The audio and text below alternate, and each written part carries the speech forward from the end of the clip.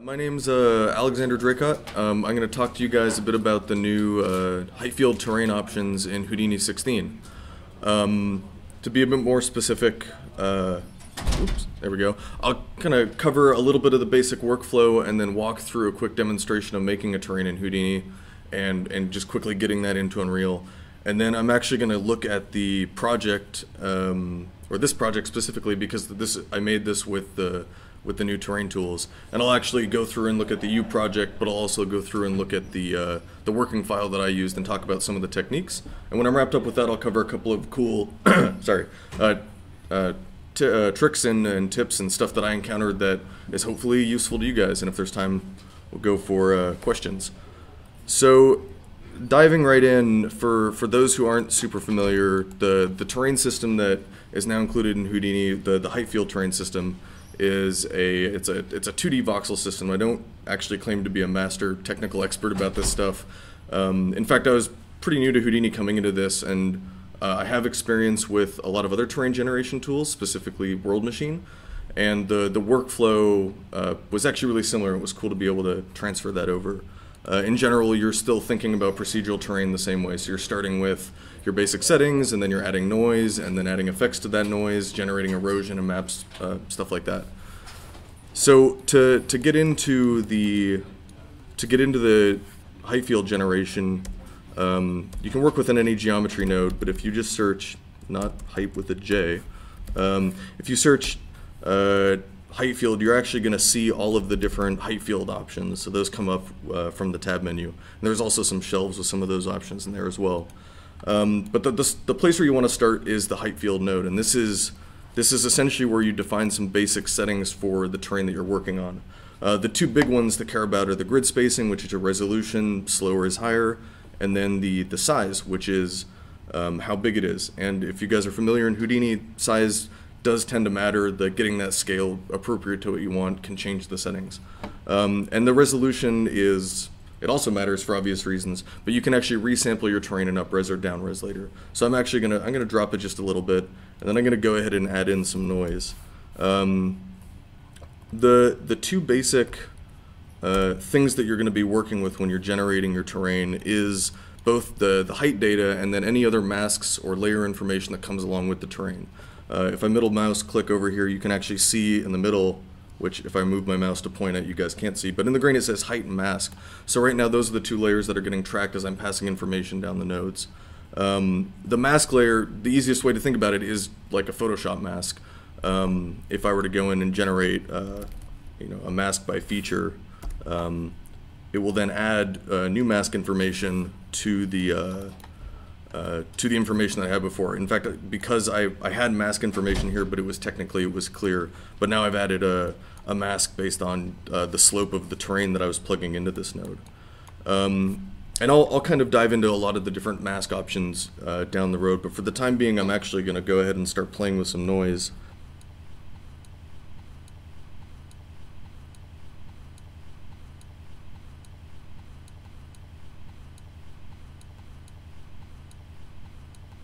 So I'm going to go in and add a secondary noise. It's great to layer in some effects, and the starting noise right now is kind of a purlin-y looking noise, and I'm going to switch over to a more cellular pattern.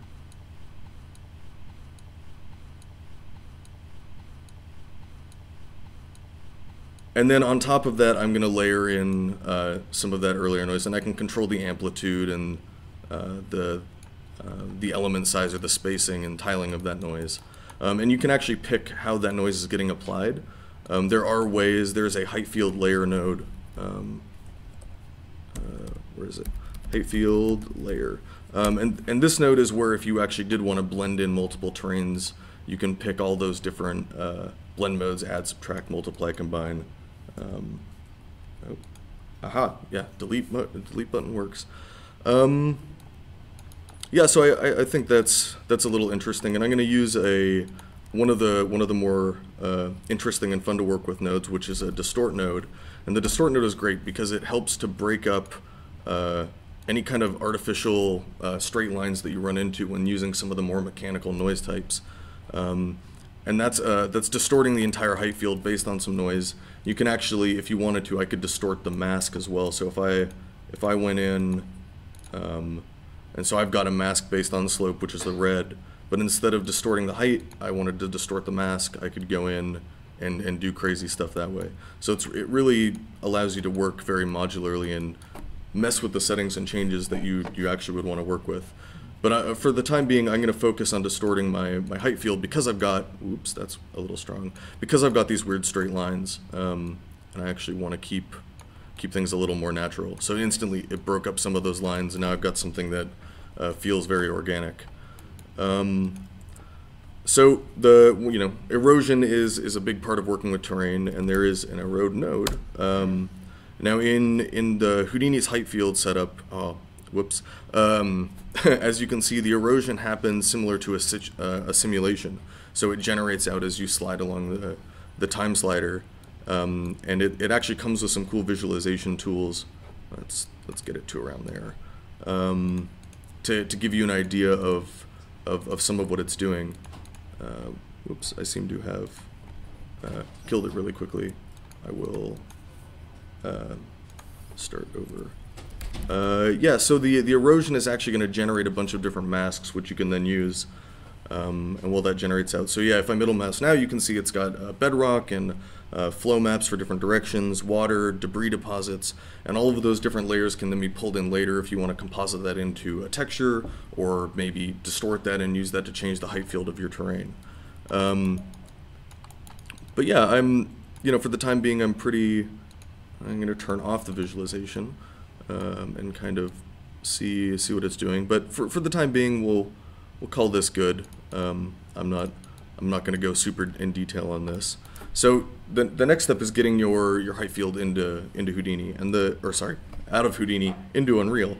It's already in Houdini, and there is a height field output node, which is not spelled either of those three ways. And this node is your basic, I'm going to take this information and turn it into a texture. So I'm going to go ahead and pick a file name. We'll call it Houdini Export 2. So I'm going to save it as a PNG. You can pick if you want it to be a single channel image, or an RGBA or 4-channel or 3-channel. And I know Unreal specifically is going to want a 16-bit fixed image, and the resolution I'm going to put in a slightly larger than, oh no, whoops, slightly larger than a power of 2 texture, because Unreal's landscape likes to fit their height field or their height field input to the specific size of the landscape that you're working to. You can even export out multiple frames if you were for some reason turning this into an animation or something like that. And then here I can actually pick what layer I want to put into the texture. So if you were making some kind of packed image that contained a bunch of different masks, like your flow map or your rock or cliff or something like that, you can put all of that in here. So I'm actually going to go ahead and just pick height, and then I'm going to want to auto remap the values to 0 to 1. It does support tiled landscapes. So if you're working with a really large terrain and you wanted to kick out like a 4x4 grid of height field data, you could do that as well. I'm going to go ahead and save that to disk, and then I'm going to make a new scene. Yeah, so I'm not going to go super crazy into the Unreal landscape workflow, specifically because once you have that texture data, the workflow is pretty similar to Unreal. You're pulling in your PNG that you want, you're making your landscape material that you want. So I'm going to go ahead and really quickly zoom way out. Here we go. Going to import the height field. Export 2. Yeah, I'll scale this down just so it's not huge. And you can see 1072, 1072. It already likes all the size, so I'll go ahead and import that. And yeah, at this point you're in Unreal's natural workflow, so you'd start making your terrain materials. It looks like the size is a little off right now. So, excuse me, how do you get this to match 1-to-1 exactly from your GDC? So that's a really good question. I actually don't have a specific answer to that right this second, but I'd be happy to talk about that after, and I'm sure there is a specific way to get it to match up that I've just glossed over at this point. Here we go.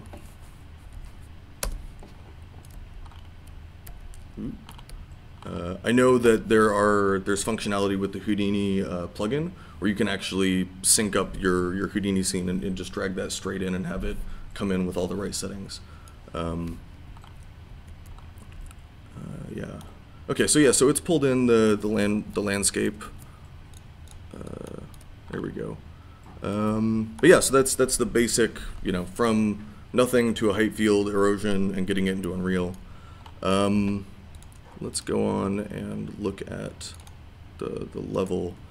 So, you know, going into this project, I knew I wanted to do something associated with like some of the mountain ranges in South Africa. I got really inspired by some of those almost like macro erosion lines. And so I started with, you know, compiling a pretty good set of reference. And originally I was making a much larger map, but because I wasn't working with a tiled terrain set, I ran into pretty obvious resolution problems where even a 4K height map wasn't creating everything right. So I ended up going from an 8K by 8K map down to or 8 kilometer by 8 kilometer size space to a 2 kilometer by 2 kilometer size space, which is what you guys are seeing here. The actual scene construction, a lot of the textures were pulled from Megascan and Substance Source and Substance Designer. Almost all of the foliage is instanced. The trees come from SpeedTree. A lot of the bushes were hand modeled. The terrain material itself is actually pretty straightforward.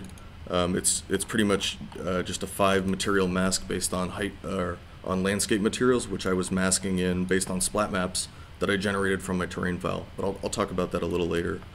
Oops, I'm gonna close that. Nope. Yeah, one of the interesting things that I opted to do. I'm gonna open a version with no foliage on it, so you guys can look at the actual material or the actual landscape in whole. Is I realized that I wanted to keep a lot of the visual direction for the terrain in the distant area to match the close-up distance, or sorry, the close-up terrain. So I was able to take that file and using, you know, just a completely different seed of data, generate some new landscape information, which I then converted to like a high poly, low poly, and was able to quickly bake that out with textures included to make this distant terrain. It's kind of hard to see. I'll turn up my camera speed a little. But this is just geometry with a normal map. In fact, I even made a detail texture from a separate Houdini file just to add some of that distant noise. But it was great because I was able to preserve some of the visual language that I was creating. But yeah, I'm not gonna focus too much on the Unreal side of the process because, like I said, once you are in Unreal, you are working within the standard terrain workflow. But what I do have is I have my scene file, and so what I wanted to do is I wanted to walk through my scene file and some of the steps that I had taken to get to where I was, and kind of explain my workflow and go from there. And then I'll segue into some of the more advanced stuff. So yeah, so this is my final heightfield terrain. This is what I ended up importing into Unreal. I think the final resolution was a little under 3K. The render resolution is independent from the actual resolution, and because I wanted some higher detail for some of my splat maps, I ended up rendering it at true 4K. But if I had wanted to, I could have upped the resolution of the heightfield terrain all the way to match that. But yeah, so I'm gonna start at the very beginning and kind of walk through how I got to where I did. So one of the things that I did is I started actually with a much lower resolution because I wanted to work quickly. I wanted to iterate and do very rough passes on everything. And I started with some cellular noise that I then distorted, which you'll see I use quite a bit to start breaking up and making some of those lines appear a bit more organic. And then I immediately ran a low resolution erode on it. And this was so that I could start carving out some of the shapes, there we go, that I was seeing in my reference with a lot of like the very macro scale erosion, and I wanted to simulate that. Once I had that erosion in, I went in and actually masked out the higher parts of the map and pulled that up. And by pulling that up, I started to create the forms that I was looking to, but in the appropriate amount of height and not just the appropriate top-down view.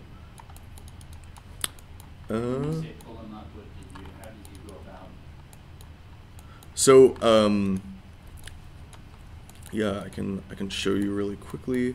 So I use this Highfield Layer node, which I was blending between two textures, and I had essentially made a new noise texture to add a little bit of variation, but it was at a higher elevation, so the base value of the height was raised up. And then with the mask, I was able to blend between that higher noise, which you can kind of see those soft bumps there, and the lower noise. The nice thing is that you can use the like a wrangle node. If you wanted to create like a perfect value for the height, you could go in and make a oh man, spelling is going to be the death of me. Nope, it's this screen. Highfield wrangle. So if you wanted to get far into some of the more advanced setups, what I could have done instead is I could have gone in here, oops, just kidding, at heightfield, or I think it's at height equals 1.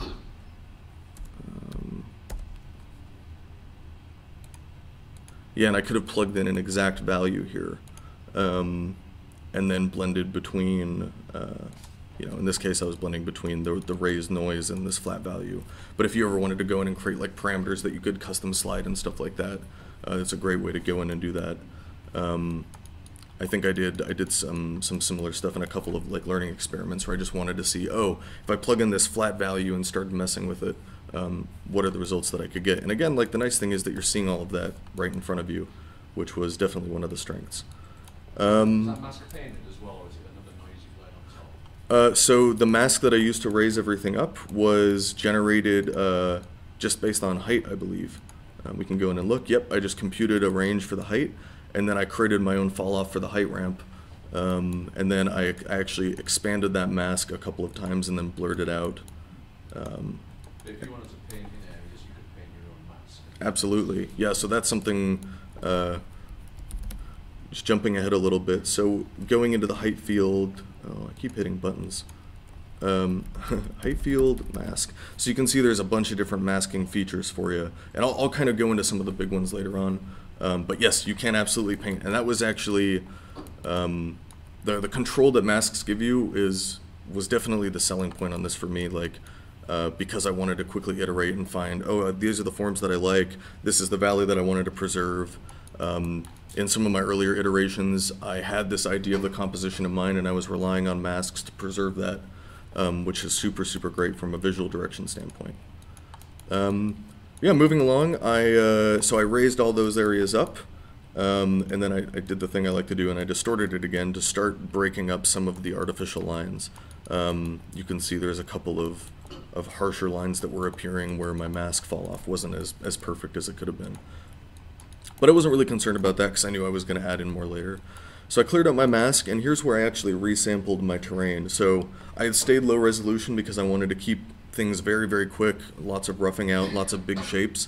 But I knew the next thing I wanted to do was add in some of the terracing that was appearing in some of my references. So I knew I was going to need more resolution for that. So I actually resampled, and if I click on this node, one of the options that you have is to specify the exact grid spacing, which I really like. Because then you can say, all right, no matter what I was at, here is my new resolution. And this can be really great if you guys have worked with the take system in Houdini. You could be working in you could link this attribute to like a rough out take and then relink it to a higher end take if you weren't afraid, if you weren't afraid of the results changing too much with the resolution increase. And I'll talk a bit more about that later. Yeah, so I went in and created some terracing. And this may may lag out a little bit, but yeah, there is a terrace node where you can go in and say, okay, this is my this is the size of my terracing. This is how much softness that I want to apply to it. I actually made 2 different size terraces, and and then blended them together with some noise just to create some variation.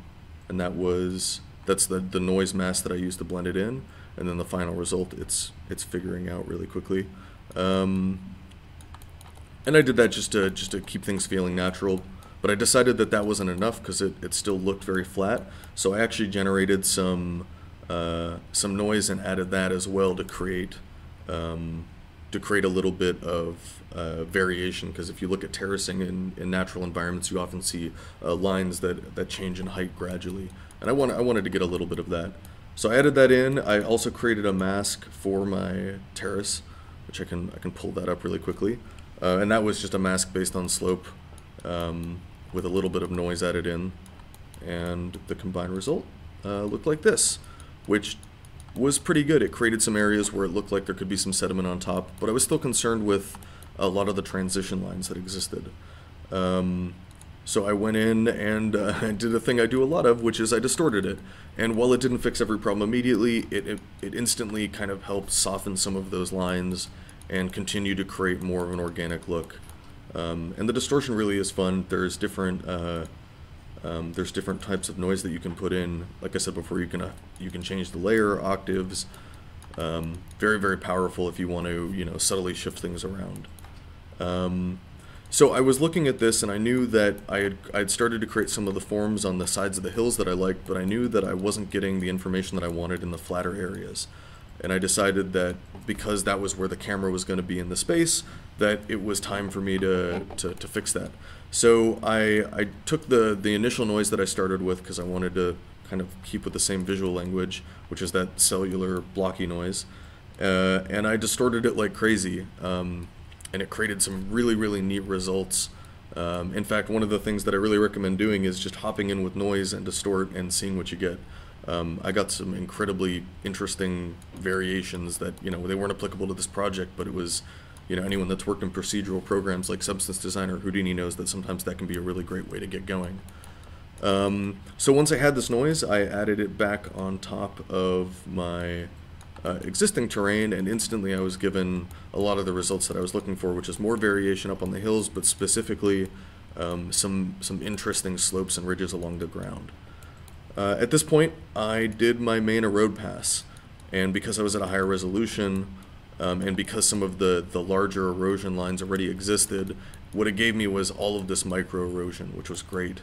If you look at the erosion settings, there's a ton of different ways to tweak it. You can look at the precipitation amount, you can look at the density and the different spread rates. There's a bunch of different settings for how you get your erosion.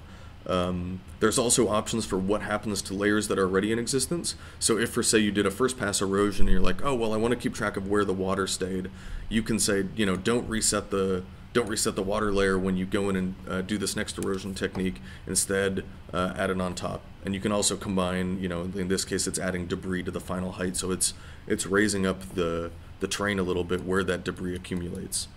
If you ever want to visualize the individual layers, there is a heightfield isolate node, which can be really useful for like, oh, I really want to just see where the flow data is.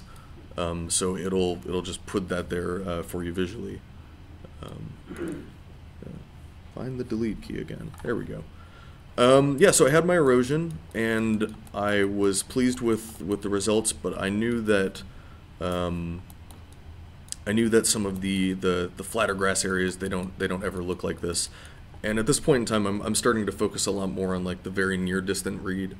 I wasn't interested in changing any of the big shapes, but I really like the idea of using procedural terrain software to make very interesting close-up terrain.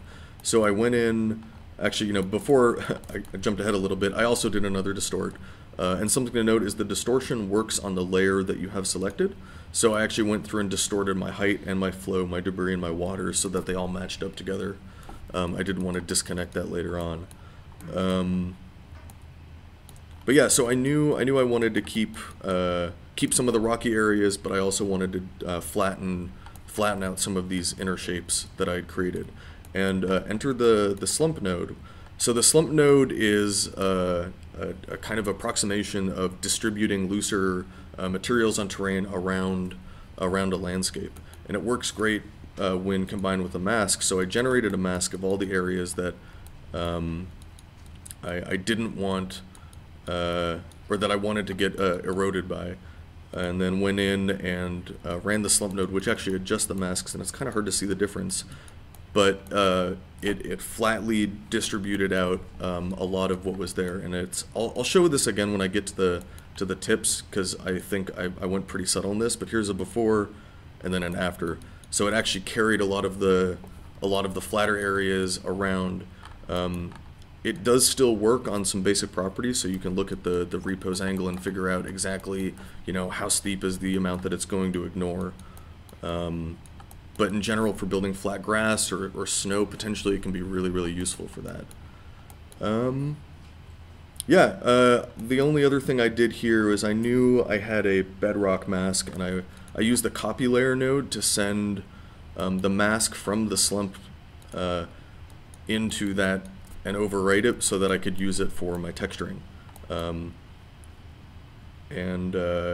Yeah, so that plugged that mask data in so that, and I'll get into that in a sec, but I wanted that information available. And yeah, that is my process to get through to that point. There is some other stuff going on here.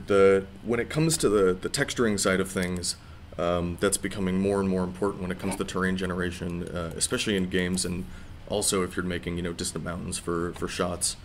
There is a quick shade node that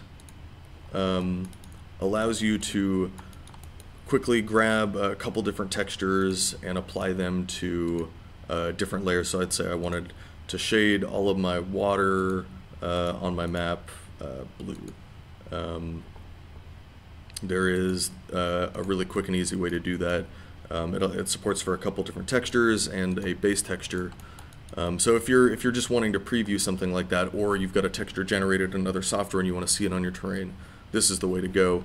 But I actually wanted to get in and use some of the information that I generated in my height data and use that to texture my terrain.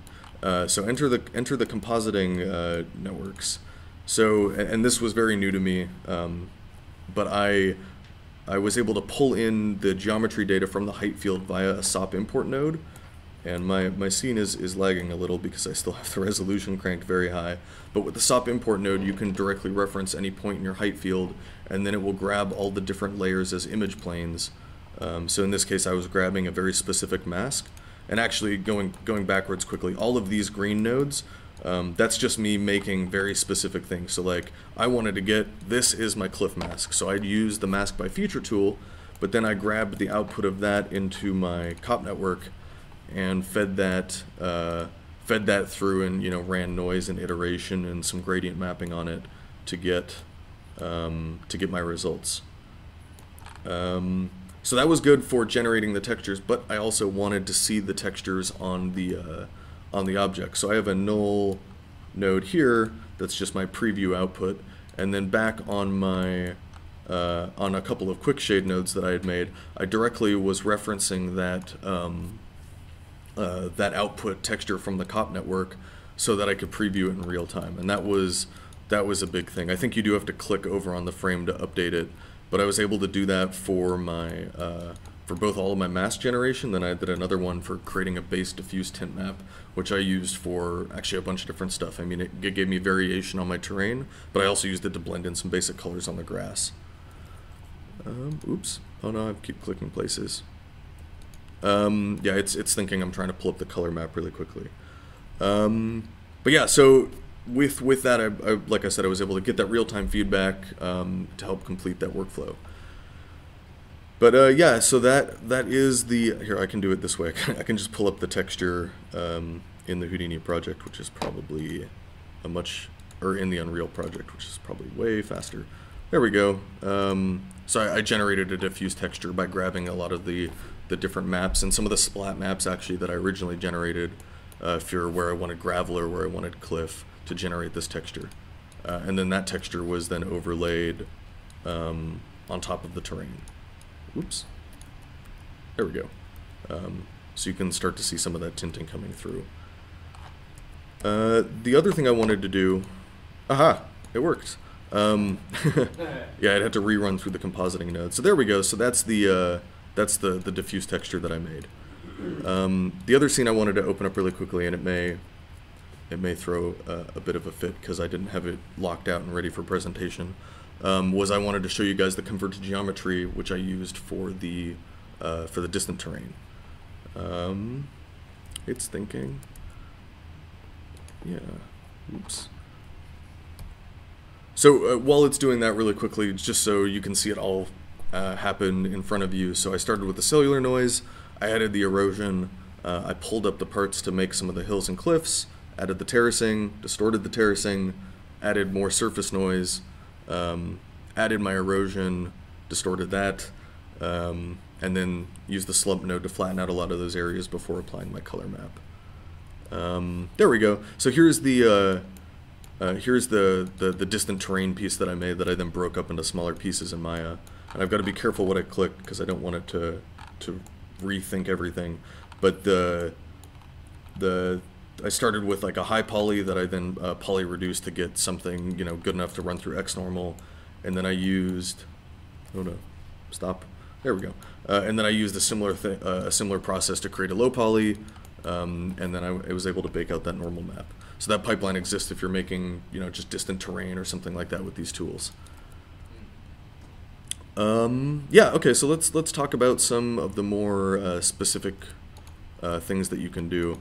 And I'm going to jump over to my demo file quickly. So the first thing is about the erosion results. When you're working with the erosion, the grid spacing does change the behavior because it won't be able to it doesn't have the voxel information to calculate some of the finer points. So you can use that to your advantage if you want. So looking at a height field, actually we'll back out and jump to a different one. Oops, just kidding. We'll make a new one. If I go in and make a height field really quickly, add some noise. Okay, so if my grid spacing was really, really high, the erosion results I get are going to be really soft. And turn off the visualization. There we go. And this can be good for blocking in features. This is kind of the mentality that I had when I started, was if I start with the low resolution stuff, I can see some of the stuff that potentially took a lot longer without having to worry about running, you know, 500 frames of an erosion or something like that to get those results. Versus if I then go in and crank the grid spacing down to a higher resolution, get that noise back up, and then rerun that erode, you see, there we go. So very different sized results. And this can be actually really, really cool if you combine it, which is the next thing. So if I crank my grid spacing really high, oops, delete. There we go. So I'm gonna go in and actually make this a little bit softer of a noise. And I run an erosion on this. So I've got some really big shapes that I'm starting to form. You could then resample to a higher resolution. That is not the right resample. Resample, Highfield resample. There we go. So I'm going to resample to a much higher resolution now. And the resample does actually a really nice job of keeping some of that detail soft. It does include some filter options, which is really, really nice. And I'm going to then rerun my erode, or a different erode. Oops. And so that doesn't take forever. I'm going to go back here.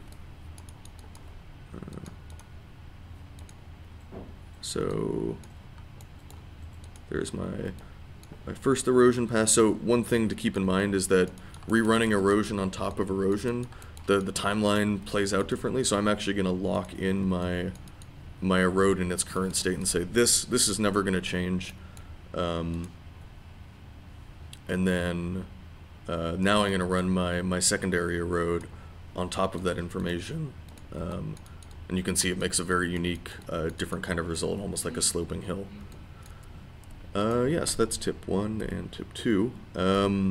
So let's talk about masks. I wanted to definitely go into more of this because I left it a little loose. Oh, okay, it's gonna. There we go. So there's my erode.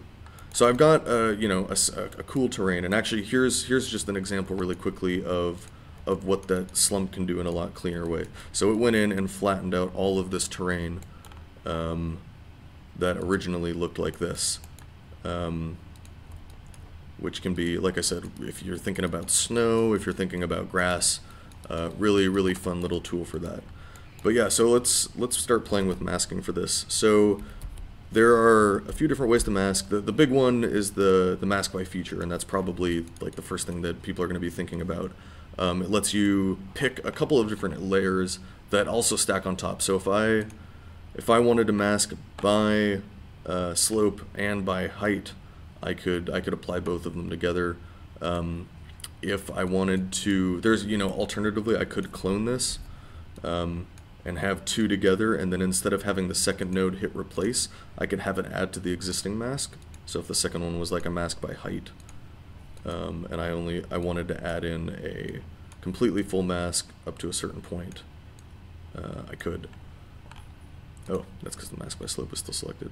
But yeah, so those do stack, and you can combine those in different ways. There's also mask by curvature, which can be really nice.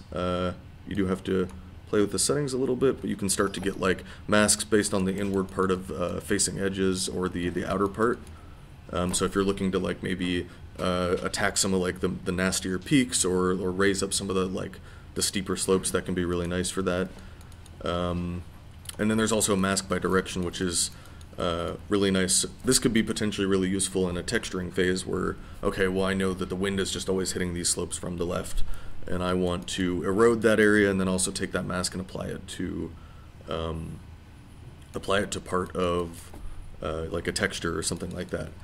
So that's a cool way to play with that. There are also there's like you can blur your mask, you can draw your mask, which is super nice. So I can go in here and really easily just go in and say, okay, this is my new mask. You can then, you know, blur that out, which is really nice for getting it to fit in. Or you can actually set this to expand, so if you wanted to play with it that way, you could. But yeah, when I was doing earlier tests, the draw mask for capturing very specific forms was absolutely invaluable. Keep going down the list. There is a mask noise, which kind of works as you would think. So you can play with the element size, and then a couple of the nodes have a post-processing option. So if you wanted to go in and mess with the bias and gain to just, you know, make it a little more contrasty right off the bat, you can do it that way. And you can go in and it's got the same information for like various ways. So if I wanted to go in and use this to make some cool mountains, or just where potentially cool mountains could live, you could. And then one of the coolest things that you can do is mask by object, and I think this is another area where it's just a standout for being part of Houdini, is if you have geometry. So I'm going to make a sphere, make it super big. We're going to put it a little ways up in the air. You can mask by projecting straight. It'll project straight down, and it will mask completely based on that object. You can do it by volume as well, but this is great. I can think of a couple different ways that this would be useful. Anything from like figuring out where buildings sit and then doing something with the terrain there. If you've got geometry coming in from like a level designer for a block out or something like that, you could go in and say, oh, don't touch any of the terrain right here, and that becomes a lot easier than having to go through and, you know, make a hand texture in Photoshop. Speaking of which, you can mask by textures as well, but, you know, what if this was a terrain that got hit by like a meteor strike? You could actually run the simulation, figure out where all those impacts were, convert that to, you know, a fog volume or a piece of geometry, and then run extra calculations on just that spot. And because it is still a timeline for stuff like erosion, you could make an animation of like the terrain then getting crunched down or getting deformed. So I think there's there really is a lot of potential for that kind of mentality. I think that was the big stuff for the masks. You know, I talked about the slump node. I'm probably not going to run through it again. But yeah, so here's again just like a direct example and like a little mini setup of how you would potentially go through and use it to kind of soften up terrain. Oops. Okay, I'll click the button. There we go. Yeah, the last thing was just to touch on something that I mentioned earlier, which was the delete that again. Was the blending tool. So the Highfield layer, layer is where you'd go in and mess with those values. So let's say I wanted to compare the post slump terrain with the after slump terrain, and maybe I wanted to do something with it. The Highfield layer is where you would go to do that, and there is a replace functionality, but there is also a traditional blend where you can say, oh, okay, this is at 100%. I'll blend this like halfway. So now I have half the results of the slump node, which can be great because you could do this for just about anything. But if you wanted to multiply it, you apparently get crazy. But min and max and all of those different features, and it can be nice for fine control, but it can also be really useful for early iteration. So I'm gonna grab just a completely new noise, something crazy like this, and I wanted to just use it as another way to go in and change up my terrain. It's just another example of an opportunity where that can be a really nice way to start generating unique images. Usually when I work with procedural starting noise, combining and mixing those noises can be a great way to get those levels of variation. But yeah, there's subtract and essentially what you'd expect from a Photoshop blend style situation.